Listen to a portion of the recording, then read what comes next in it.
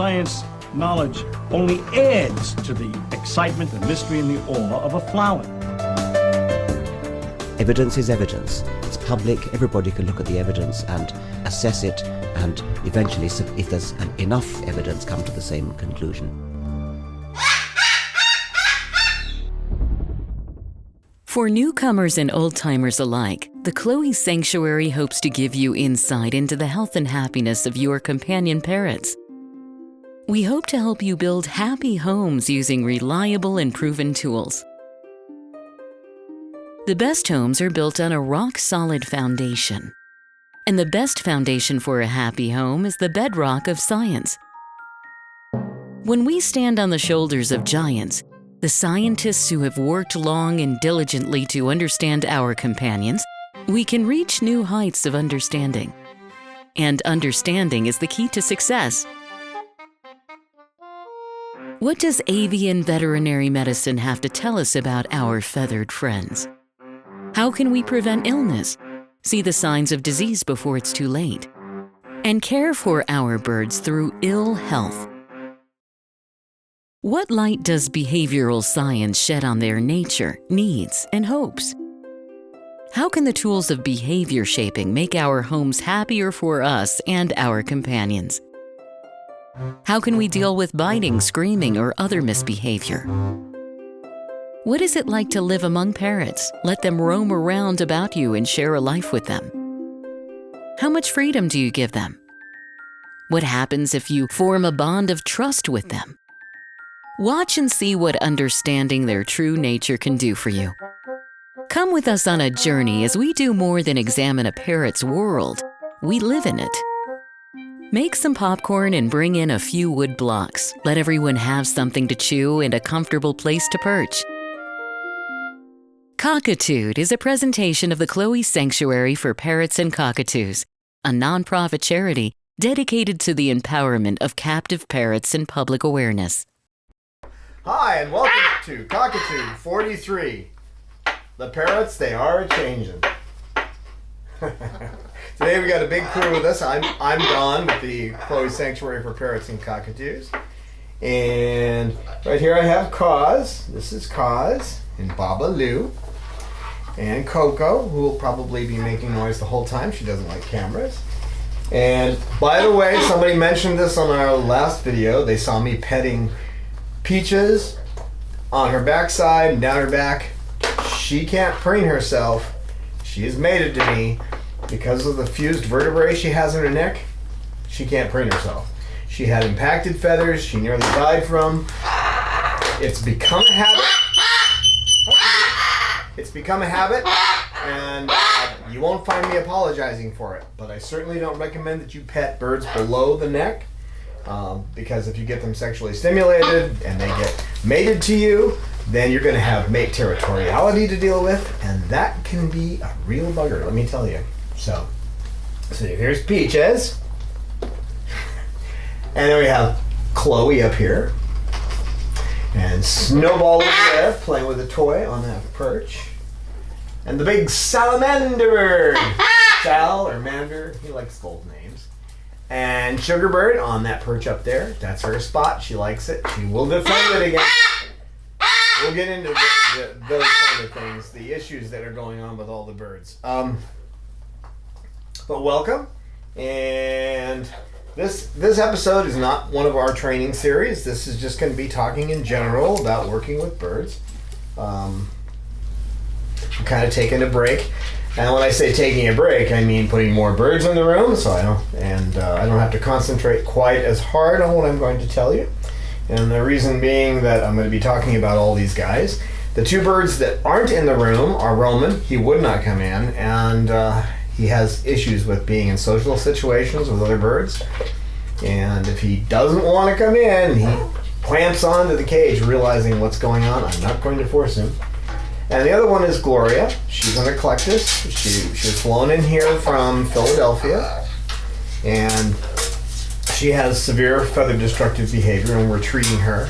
You'll see her in future episodes. We do have a few little clips. No, Snowball, you're not going up there.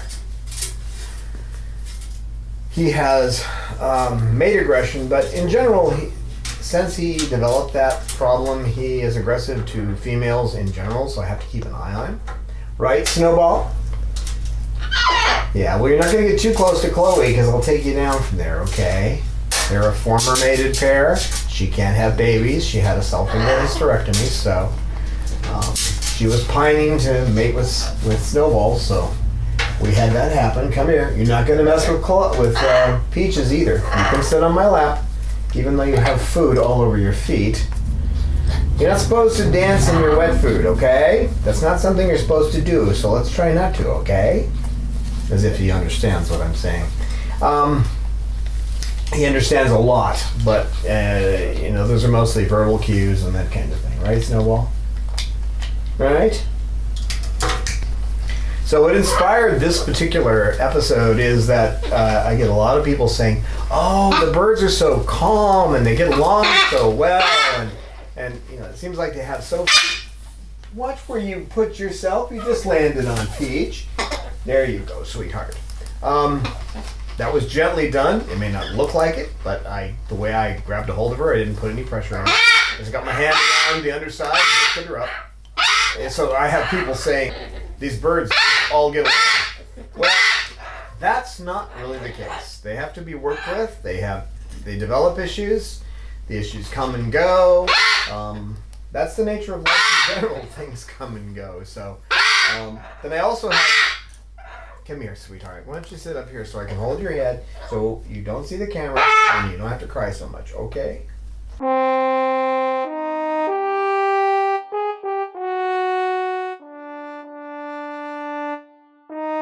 It is ignorance of Bob's nature that turned Babaloo into a living gargoyle. Bob's would-be parents made a hasty choice and found themselves in living hell, torn between guilt and frustration. I have seen the joy in Babaloo's eyes now that he has a new life with me as his companion. To see Babaloo love and trust again is worth the effort of a lifetime. But, once again, Bob is heading toward the pain of separation. My heart nearly broke the day I discovered that he was heading toward a cloacal prolapse, that his life will be cut short. To find love and acceptance and then have it stolen away from you by failing health is too much to bear. We can slow the progress of his failing health, but we can't stop it. He will need several surgeries, and eventually Babaloo will die. We want to give him the best possible life until that day. His surgeries will become progressively more expensive over time. Won't you please lend Babaloo a hand and donate to his medical fund today? So I have people telling me quite frequently that, oh, I never have a problem with my bird. My bird's never an issue.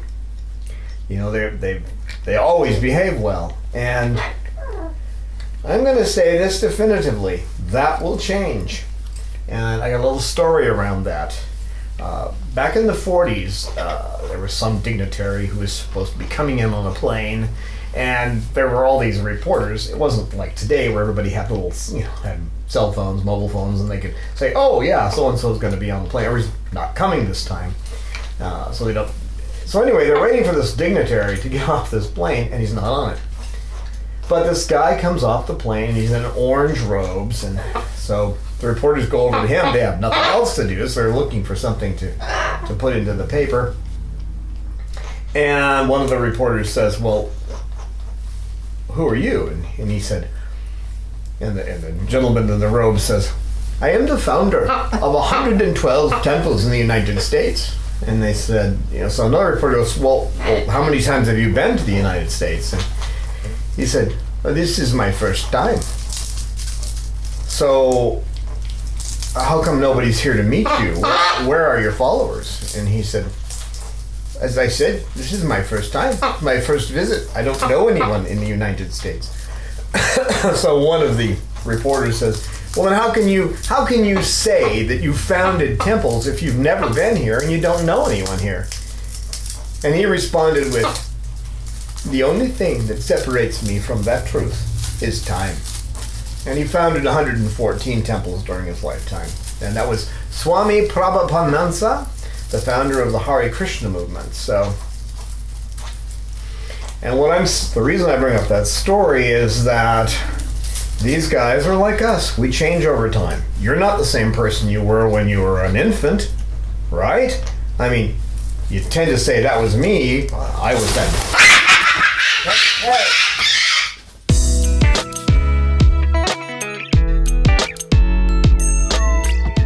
We hope you will consider supporting us on Patreon today.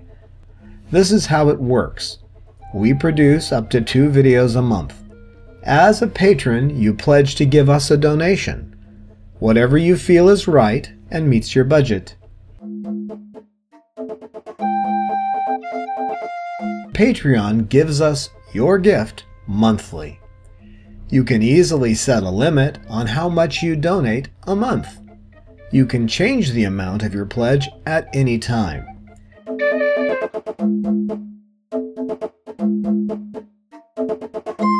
Your gift will allow us to continue bringing you entertaining and informative videos. Patreon.com/Chloe Sanctuary. We look forward to your participation in Cockitude.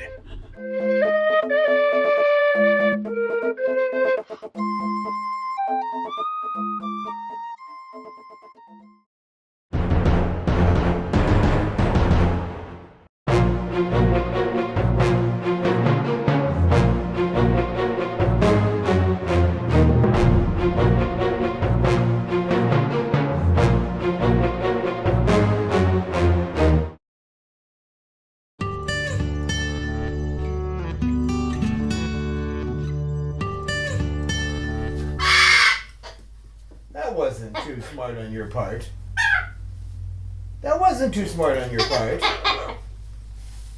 She has aggression problems. We'll get into cause and her aggression problems with other birds, but as you can see, not much comes of it. You're going to have issues, even if it's physical health issues or it's behavior issues, maybe something in the environmental. You may get sick and you're in the hospital for a month, and when you come back, the bird's screaming or the bird's ripped off its feathers or something like that has happened. So what I'm going to talk about is the various issues that I have with each of these birds currently, the things they came with, the changes they've been through. And these guys have taught me patience. They've taught me not to look at what's happening today, but to look down the road and see where things will be a year from now or 6 months from now. And to plan behavior, hi, sweetheart. Hi, Sal. And to plan behavior shaping over time.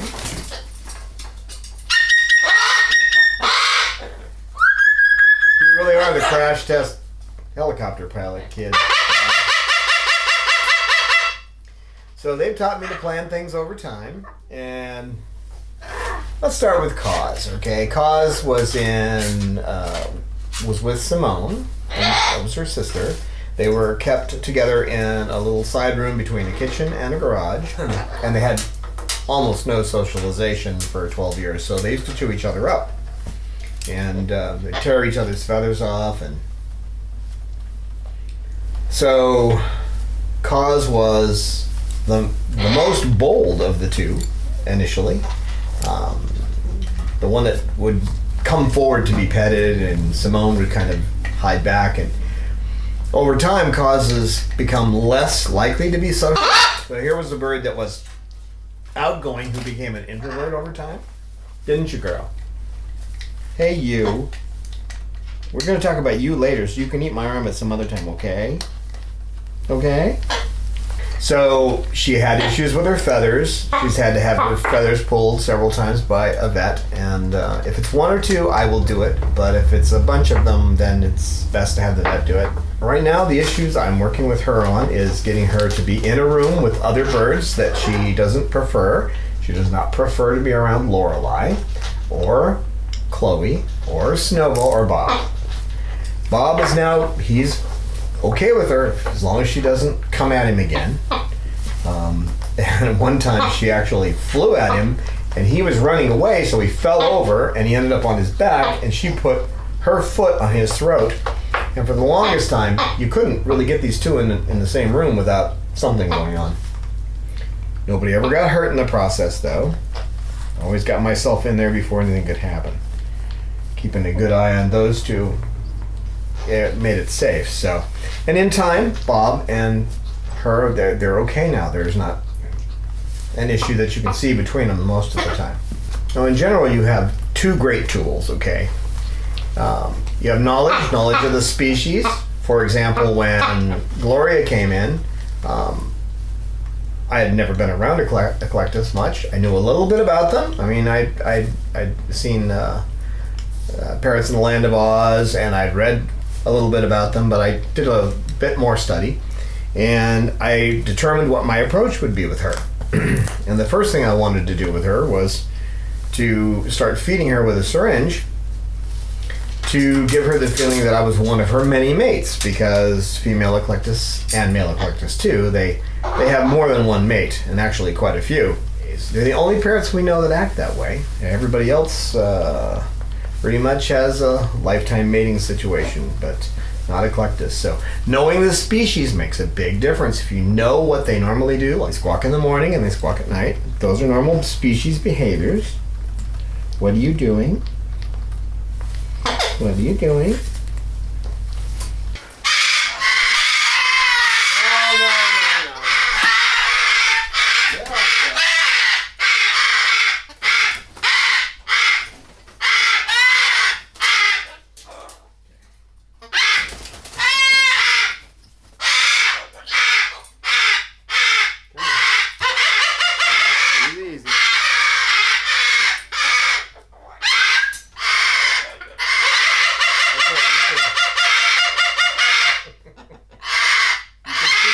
See the aggression issues between them. Okay, now Cause is hanging behind my neck because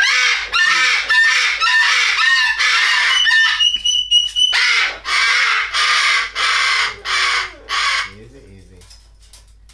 Cause has inspired a little bit of craziness. All right, look, Chloe. Chloe.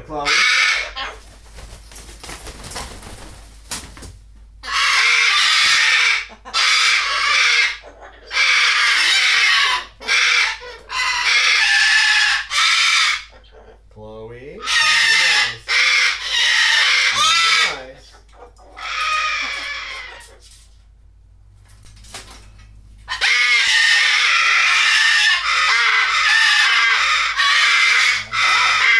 All right, boy.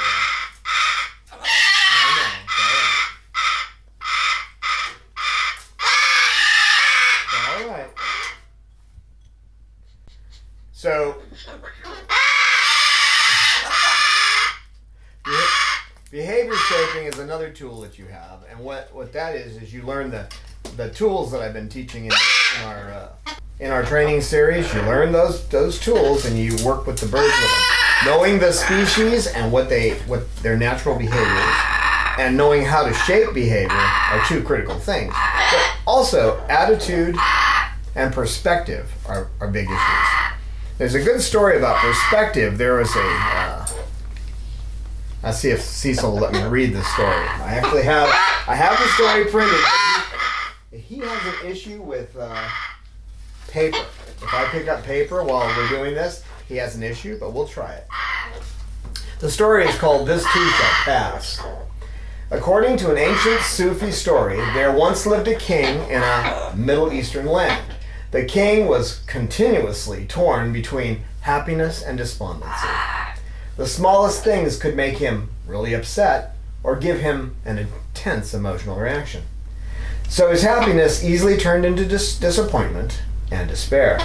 One day the king got tired of himself and started seeking a way out. He sent for a wise man living in his kingdom. The wise man was reputed for being awakened. When he arrived, the king said to him, "I want to be like you.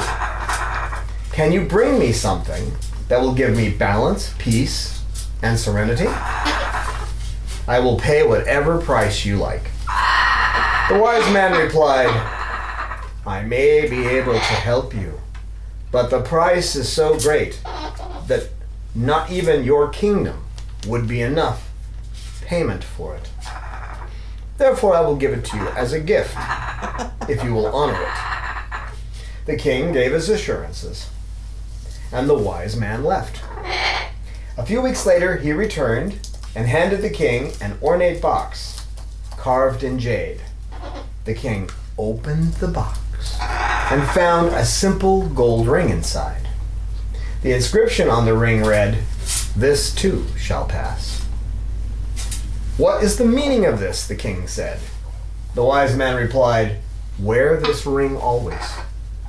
Whatever happens, before you call it good or bad, touch the ring and read the inscription. That way you will always be at peace. You want this? There you go. That's the solution for him in paper. If I give it to him before he completely freaks out, then he's not going to eat me. Right? Whoa. Hey, you're not doing that over there.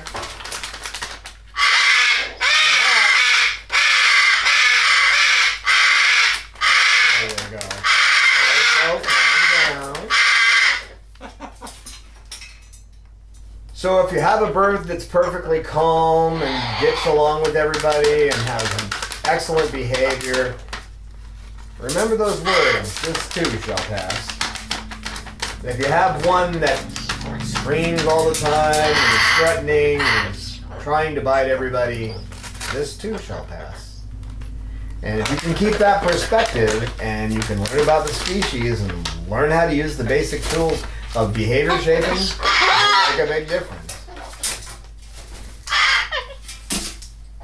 Now, that's perspective. Bob, leave her alone. Bob, don't. Bob, come here.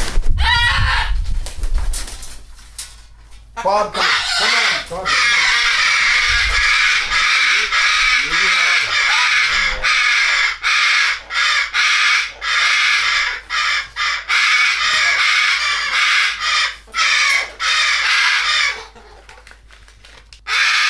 So the other one, there's the perspective. That gives you perspective, right? This too shall pass. The other story I have is a Cherokee story. And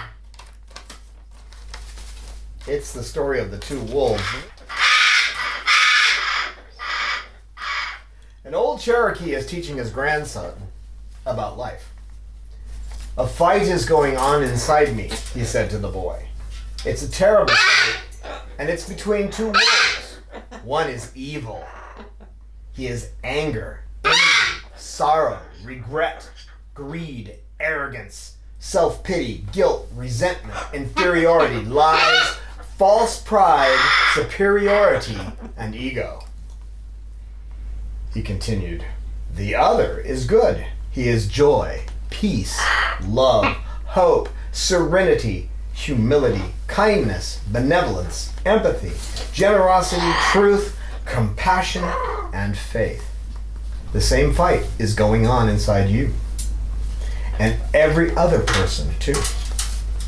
The grandson thought about it for a minute and then asked his grandfather, which wolf will win? And the grandfather answered, whichever one I feed.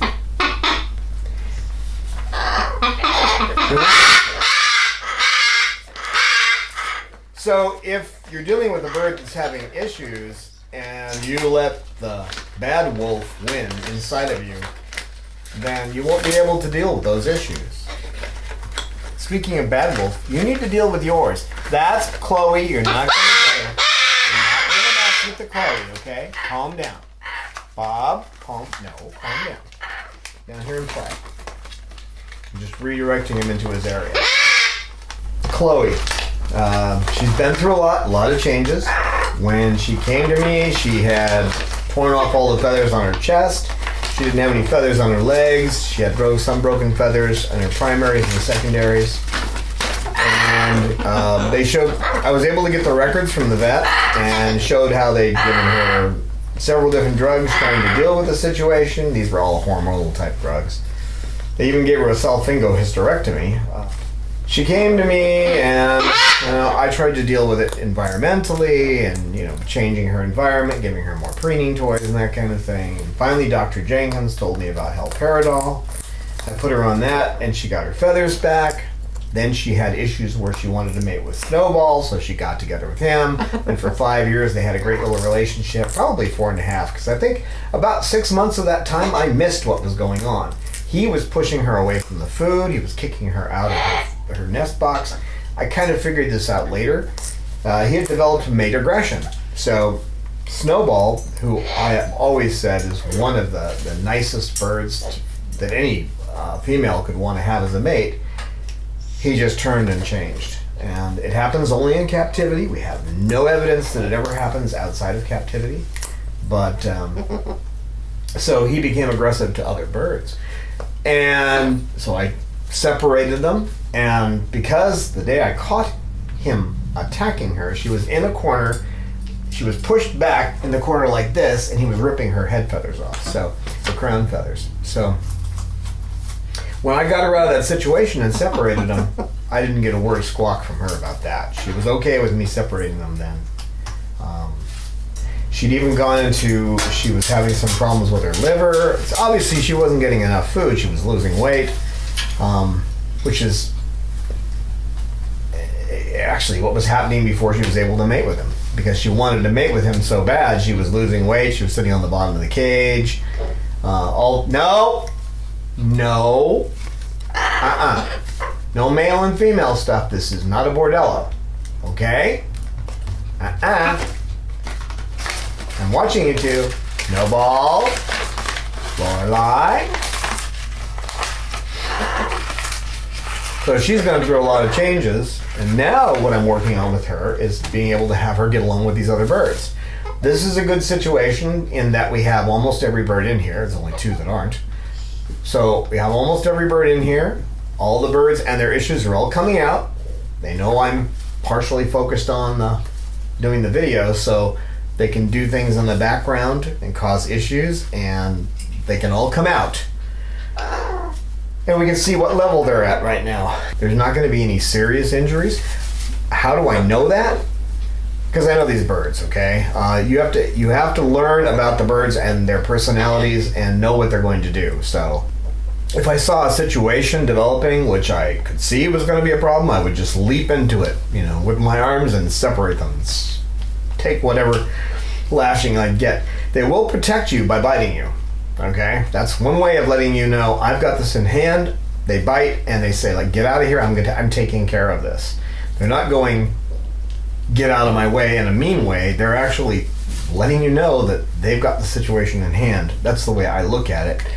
But basically, once they're in a situation where they're fighting with mate territoriality over their mate, they're going to keep the mate out of the situation. That's just what they do. They do that in the wild too. So, right, Cecil? So right now we're working on getting her more social with the other birds, getting her out more with the birds that normally don't deal with her. Get out of there! All right, stop it! Go on! Get out of there! Darn it! Okay. Get up there.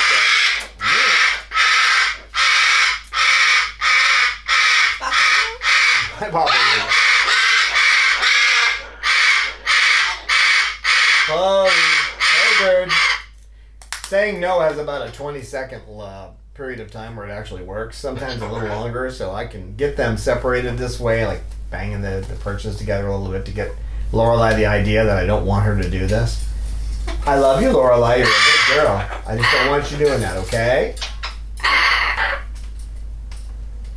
So socializing her, making sure her weight stays normal, making sure she's eating okay. She's doing everything right.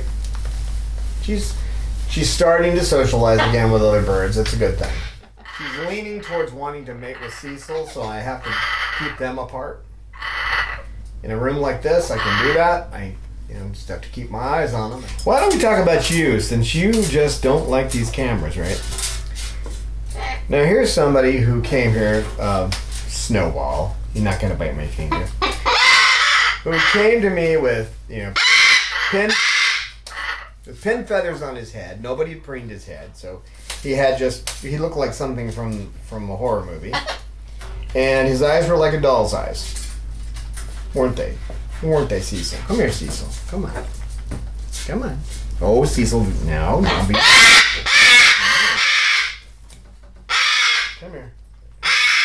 He's Cecil the cockatoo. Hello. He's Cecil the cockatoo. Hello. He's strong to the finish because he eats his spinach. He's Cecil. That cockatoo, right? Cecil. He's a bird. He's a bird. Yeah. Cecil. Cecil the bird. Yay, Cecil. Yeah. Good boy. You need to stop screaming, little boy. There you go. Yeah. He didn't vocalize much. We didn't hear many sounds out of him. He didn't show much animation at all. And now he can get a little territorial. So slowly he got more interested in the world around him. He just had his first couple of words. And he can get a little pushy. At first he didn't show any interest in other birds at all. And now he sees a female, it's an umbrella, and he's, hey, you two, Lorelei, Snowball. So now the issue is dealing with he's always been kind of funny about it. If you move too quickly around him, he'll jerk his head around and get scared. So I'm trying to break him of that, and the way I do that is like bringing my hand up quickly and then petting him. So bring up a hand quickly and pet him, and so that he stops reacting to that. As with the holding the paper and trying to read something, that was a personal goal of mine today, was to be able to read those two little stories with him letting me do it, and he did. And the first one, I knew I was going to give him the first one so he could chew on it, and then he wasn't quite as interested in the second.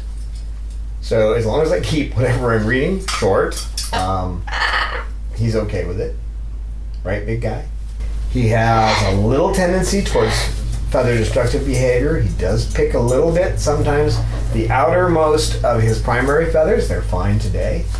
I just spray those down with a little bit of water. If it gets serious, and it hasn't yet, and we're talking, it hasn't in 6 years, so if it ever gets serious, then I will have to give him the medicine.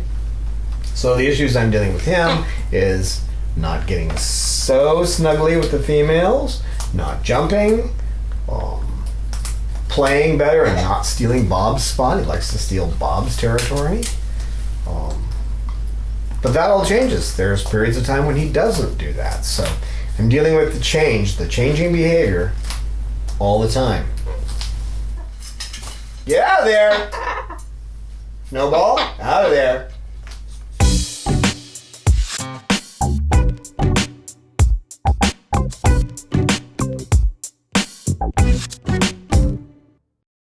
Snowball. Snowball. No, don't start again. Snowball. Snowball.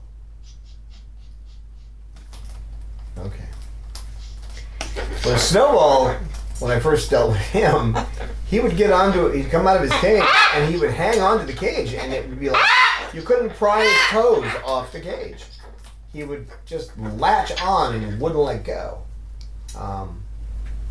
He didn't try to bite or anything, but he would do that. He also tended to pick the spots on your skin. He was preening your skin, so that was an issue many times. But no, get out of there. Since I'm talking about him, it makes it easier. I keep a focus on them, and I can keep them separated. He was always a calm bird. Didn't want to come off the cage. He eventually started getting off the cage when I worked with him on that.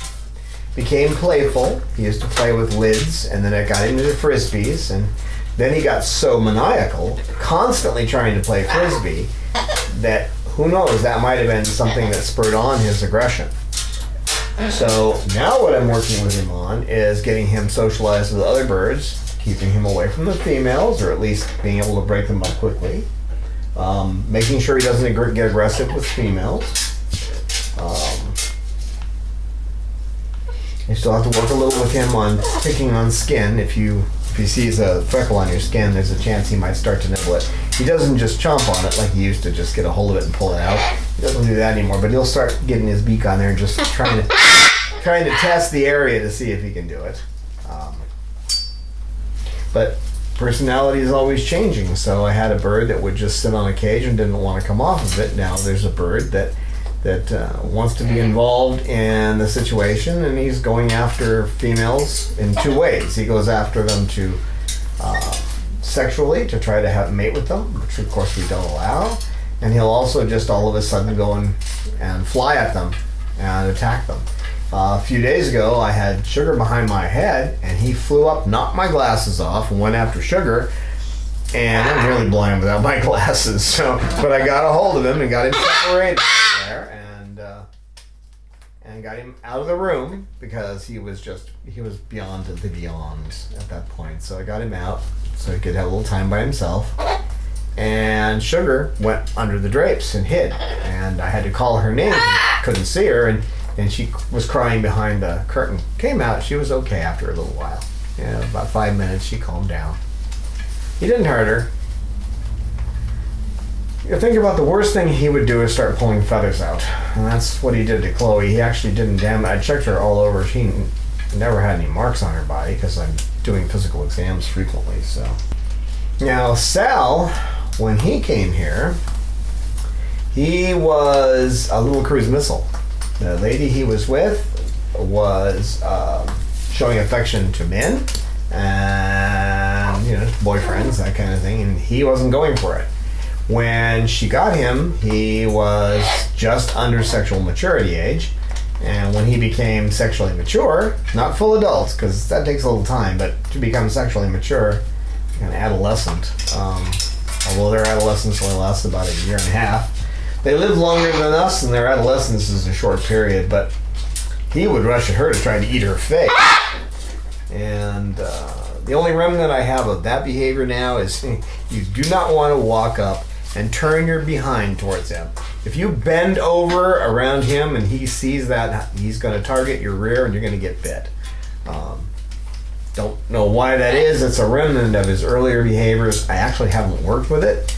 It's kind of hard to work with something that you aren't even looking at him. You usually have to look at a bird while you're trying to change behavior. So unless I'm going, hey, get out of there, you two.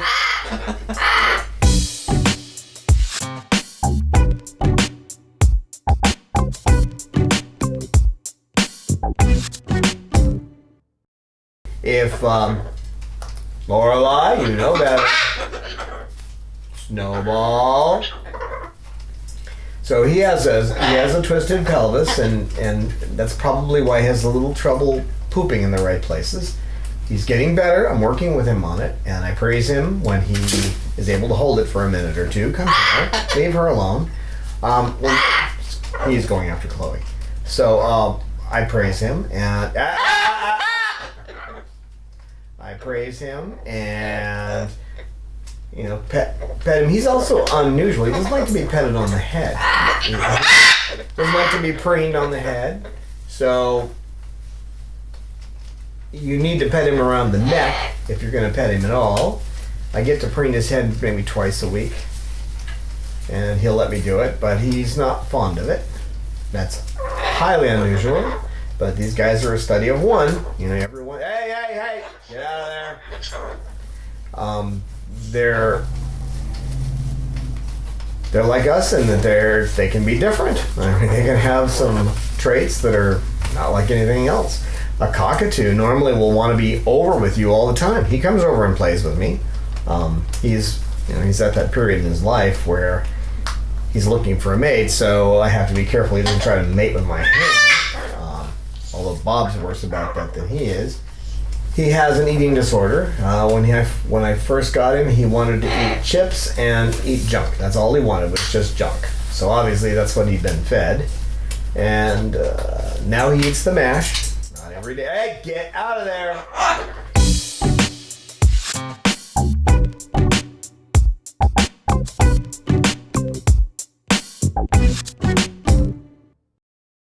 eats the mash, not every day. Every other day he'll just wolf down a whole bunch of mash.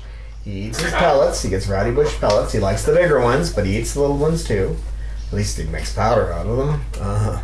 It's fun cleaning his cage because there's a lot of powder at the bottom of it. He likes to nest. He takes newspaper and he turns it into confetti. And good boy, Snowball. Good boy.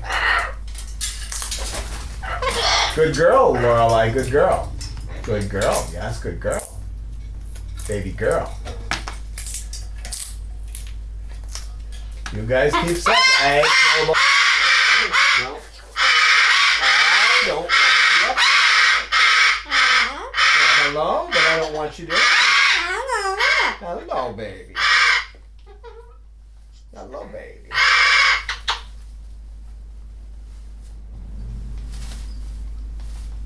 So he's picked up a lot of vocabulary and he's a good boy.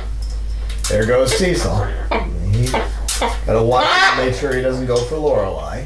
Right, Lorelei? Mm-hmm.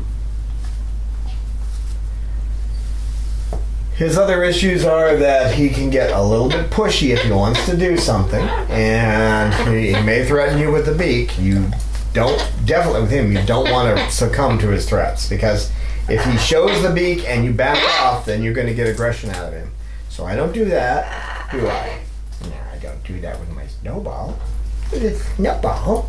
Snowball. Snowball. You're a good boy. You're a good boy.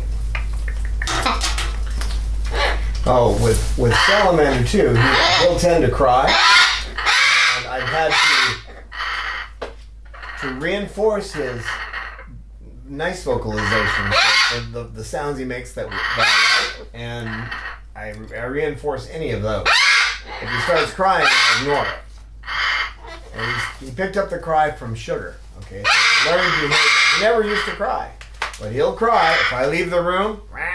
He has this horrible cry. It sounds like it's from Dumb and Dumber.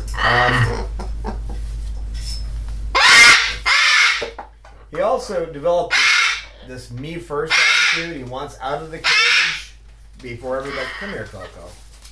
Come on. Let me cover your head. There we go. He wants out of the cage first in the morning, and he gets upset. If you wait till the third bird to take him out, now he's number 2. Peaches, well, she'll hide and try not to come out of the cage if you don't take her first. So he's number 2. I talk to him the whole time I'm taking Peaches out. I'm telling Peaches what a good girl she is, and et cetera, as I'm taking her out to her food. And at the same time, I'm interspersing it with comments to him.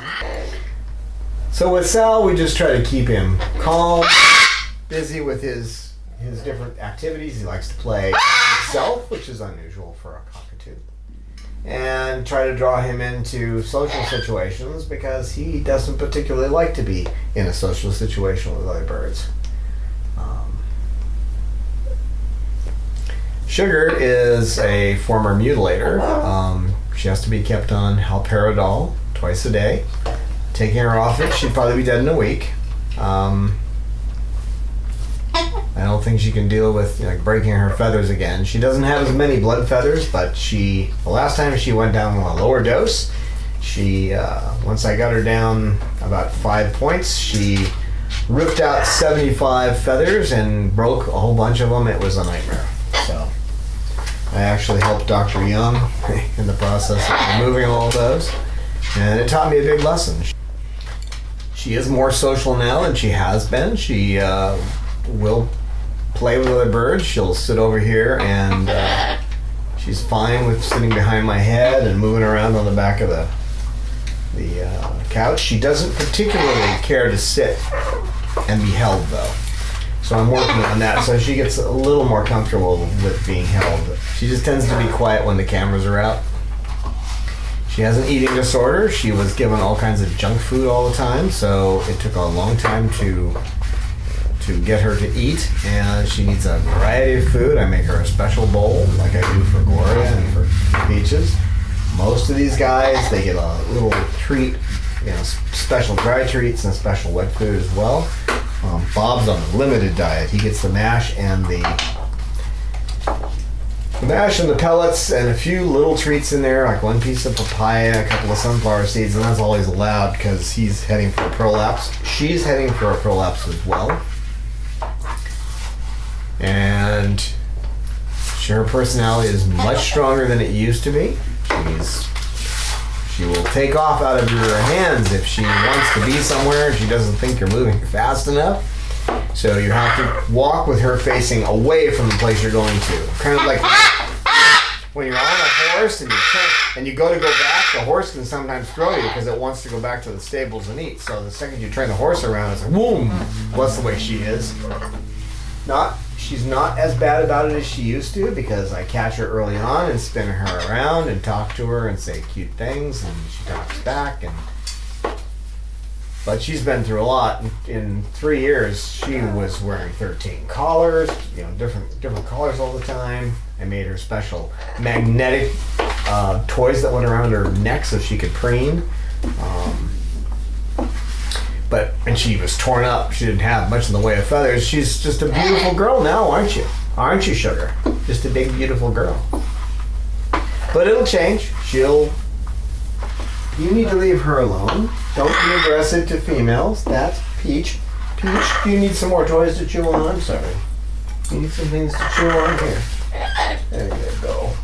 Babaloo, when he came here originally, he bit the heck out of me. He was at an animal hospital and they had tried to rehome him 8 times and he always came back. He never bit me there. Every time he'd show his beak to me, I'd push my hand into it and he'd turn away. But what would happen is that I'd walk by him and he'd bite me. And I figured it out because they were walking dogs. They'd go get a dog, walk past his cage, go get a dog, walk past his cage again, walk the dog around, walk past and not talk to him. So he had a problem with you just walking by the cage. I worked with him over time and it doesn't bother him as much as it used to. But it still does. So I have to make sure he gets talked to. He's a good boy, so. It's always fun to talk to my Bob, although he's constantly defending me because he's another bird I mated to. So I have to be careful he doesn't get too aggressive with the other birds, trying to protect me. He's heading for a prolapse, so he has to be on a special diet. He has to be given extra water. So I have to give him water by syringe a couple of times a day to make sure he's getting enough water. Right, Bob? And of course I'm dealing with his issues. He doesn't seem to have much of an issue with Cause now, and they couldn't even stand each other, but now the issues are between Cause and Snowball, Cause and Chloe, and Cause and Lorelei. Those are the major issues that I have with Cause as far as socialization. So, and Bob's gotten over that for the most part, haven't you? Yeah. You just haven't gotten over the one with Chloe. You're better. So he doesn't do social interactions with birds that have attacked him at one time or another. If a bird has been aggressive to him, he remembers it and he deals with them in a negative way. If you can get them together for a while and there's nothing that happens and he can see in a couple of hours the other bird isn't going to hurt him, then he'll be okay, won't you, Bob? Yeah. The biggest issue with him is he's got to know that you care about him. He's not a real huggy bird, but he's one that likes to be on you and be next to you. And if he doesn't get to do this every day, he gets, I guess you would say, despondent. He stops playing as much. He sits in his cage. I mean, he's a player. He's a busy bird, but if he doesn't get the attention he needs, then that goes negative. On the perch. I know. It's just like all I did was I was just preening her. I wasn't doing anything. I know. Doesn't make any sense, does it? Silly Dawn. I know. But I don't need her to get hooked on somebody again. No. His big issue in the last couple of months, the one that's been the hardest to deal with, has been, he's just got this sexual urge that won't go away, so he keeps trying to get her grab my hand, and you don't want to get a bird doing that. You don't. And every day I'll be sitting here and he'll come up and try to do it. That's not the way it used to be. So things are always changing. And as long as you realize that that's the case, you work with this issue until the issue goes away or until you lower it down to an acceptable level. Right, Bob? Lorelei is a little minx, aren't you, Lorelei? She's a little girl that I raised myself since she was 3 months old. And took a year and 3 months to get her to wean herself. In the wild, they do feed each other, so it's perfectly normal. If she comes up and wants to take some of Coco's, Coco has to have her food in a syringe. We'll get into that. But if you're wearing buttons, if you've got a earpiece in your ear or a set of headphones on or anything dangly or sparkly, she's into sparklies. So she's gonna get it, and she's really good at it. She will disarm you with her charm and be sweet. And the next thing you know, she's off with something. I've seen her sit on somebody's arm, and they're petting her, and they start talking to someone else. They lose a little bit of focus, and the next thing you know, clink goes a button. Right? Give your secrets away, Lorelei. She developed feather destructive behavior when she went through her sexual maturity. She wanted to mate with males, Cecil or Snowball, and when I didn't allow that, she started ripping her feathers out. So she's still on Haldol. I keep trying to lower the level, and then I find feathers in her cage, and I have to put it back up. But ultimately, she... in time, she should be able to come off the drug because I caught it so early. We'll see, though. Things always change, and since she has the tendency, she can get sparked onto it. So it'll be an on and off situation probably. Times she'll have to have a little help with medicine. Other times she'll figure it out on her own. Her biggest issues are fear of other birds like Cause. She's afraid of Cause. If Cause makes any moves toward her, boy, she's gone. She doesn't even try to defend herself. And then, of course, she wants to mate. So those are two big things. That over time, that's going to change as she grows up and gets more. She's 5 years old now. So when she gets a little more confidence. Another thing too is this was a bird that was on me all the time.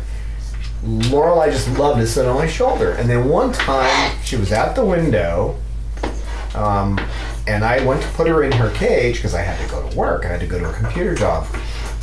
That's a lot of the funding for this organization comes from those computer jobs. And now a lot of it comes from my retirement money, but and the jobs I still do. And I didn't know there was a hawk. So I went to put her back in, and she tried to fly out, and I tried to stop her. She would, even the slightest idea that I was going to make her do something, she'd fly away from me. Now, when you've got flighted birds in a room full of cages, and it's really hard to get up there, if I were to climb onto a stool to get up to the top of a 6.5 foot cage and reach for her, she just flies to another one. I worked with it, and now I think I've overdone it. That's okay, though. Because, I walk into a room where she is, wham, right here, she's right here. And she's not afraid of anything. I really made a point of making quick motions, running up to her like this, and then just petting her to the point where I could run up to her and go like that, and she did nothing, no reaction. Like, oh, here he comes again. Where before, after what happened at the window, now this, remember, I raised her from 3 months old, so she was really close to me. All it took was one screw up, and it took nearly 6 months to make her comfortable. So, things like that can happen. Your bird may be perfectly happy with you right now, no issues, and something like that little hawk at the window situation with her could happen. And then when you reach your hand in, the bird may bite, or the bird may run away from you, may not want to have anything to do with you. That doesn't mean it's over. Right, Lorelei? Baby girl? I know, you're not going to fly over here now because Chloe's here. Yeah, Chloe and I raised her, but once she kind of went for Snowball, Chloe said, "That's it. You can kind of get out of here." That's probably about the way it should be anyway. In the wild, they would just separate. Occasionally still get together and preen as long as the male wasn't around. Not too close anyway. They tend to stay pretty close in flocks. But Coco came to me. Coco the bird. Now she's doing fine with the cameras. She's not screaming. She's not focusing on them. When she came, she was all torn up. Her feathers were destroyed. The people who had her loved her. They had taken her to vets. They had a big pile of paperwork showing everything that had been done. They even had some of her feathers she'd broken in a bag showing what had happened. And all this was dated material. She was scared of everything. I mean, this little girl hadn't been around a lot of other birds, and she just didn't want to be around them. And another issue with Bob, by the way, he would try to get and preen in improper places with females, and you have to stop him. Which is what I was just doing, because I caught him doing it. She didn't know how to hold a spoon. She actually didn't know how to use her feet. I remember when Lorelei was just a baby. She was looking at these huge feet and going like this with them. Of course, they don't do this because they can't. They don't have the muscles to do that. They can only open and close it. But she's looking at it and then trying to figure out how to walk on them. That's a big foot to learn how to control. But this one didn't even know how to pick up a spoon. Now she can pick up a serving spoon. She can pick up a ladle and eat off of it if she wants something. She's also bossy. They don't have any dominance, so she can get bossy though. If she wants something, she'll come up and try to get it. Won't you, Coco Bird? She's bossy. She's bossy.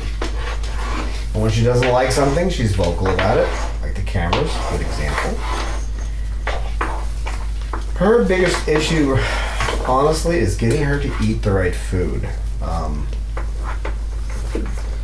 She can only eat soft food, and we can't know this for sure, but she has trouble swallowing, so she probably had her crop burned by a breeder who was more interested in, saving time and making money than they were in caring for her, so she has to have her mash served to her as liquefied mash.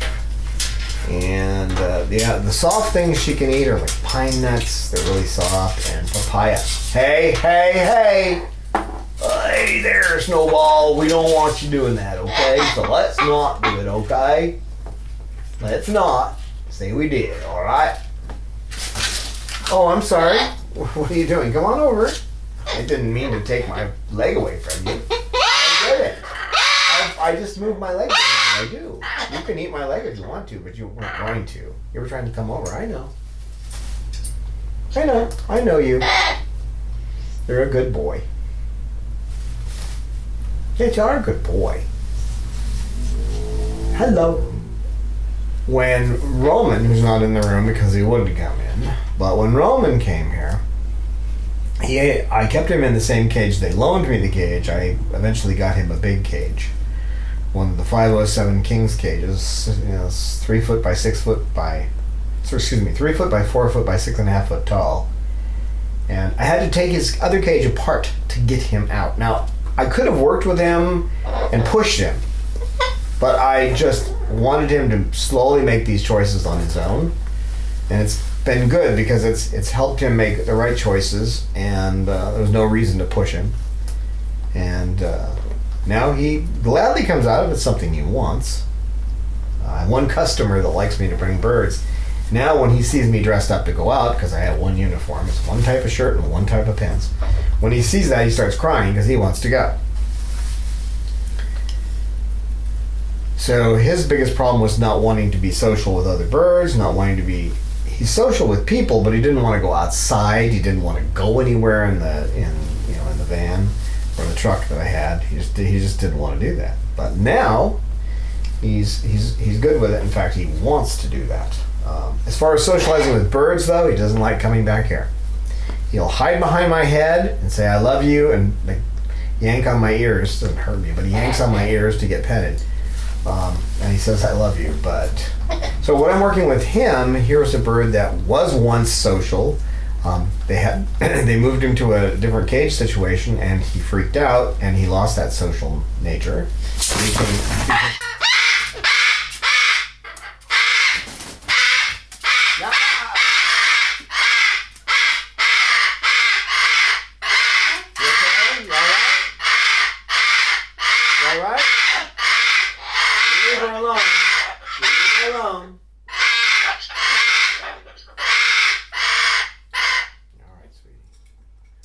His social behavior and also getting him to eat are the two things that are hardest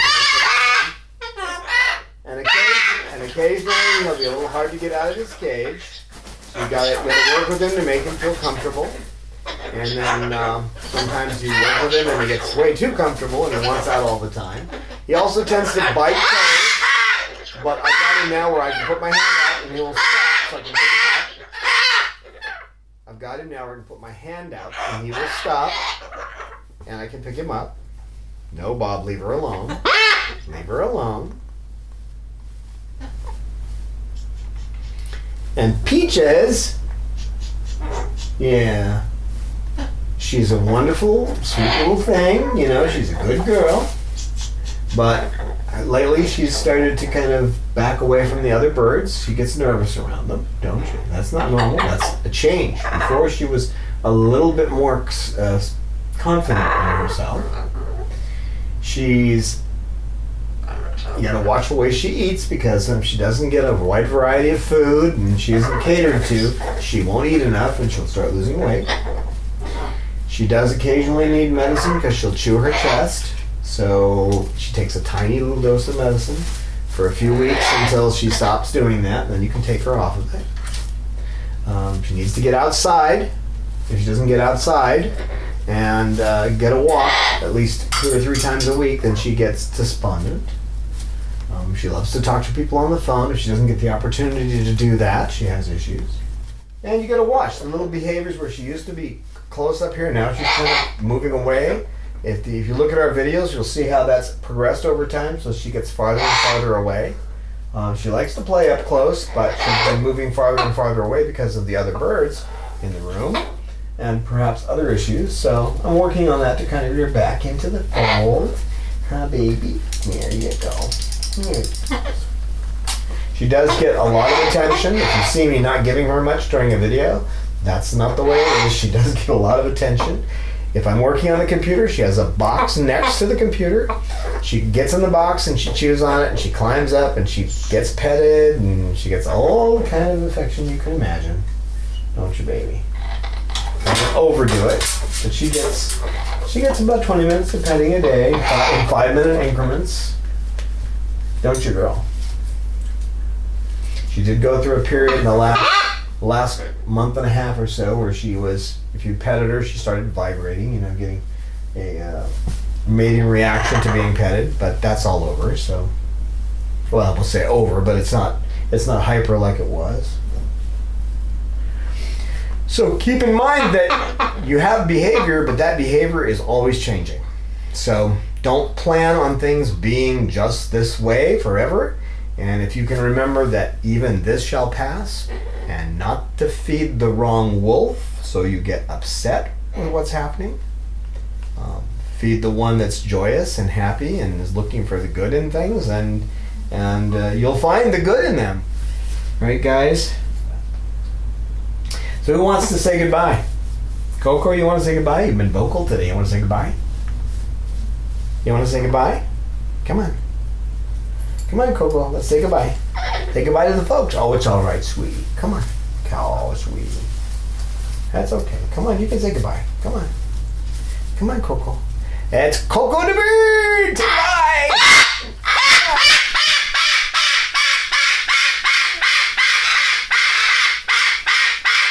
My girl. We'll see you next time. We welcome your feedback on our videos. We look forward to your insights, tips, questions, stories, and pictures. You can email us at cockitude@chloesanctuary.org, reach us on Twitter @Chloe Sanctuary, and join with us on our Facebook Chloe Sanctuary page.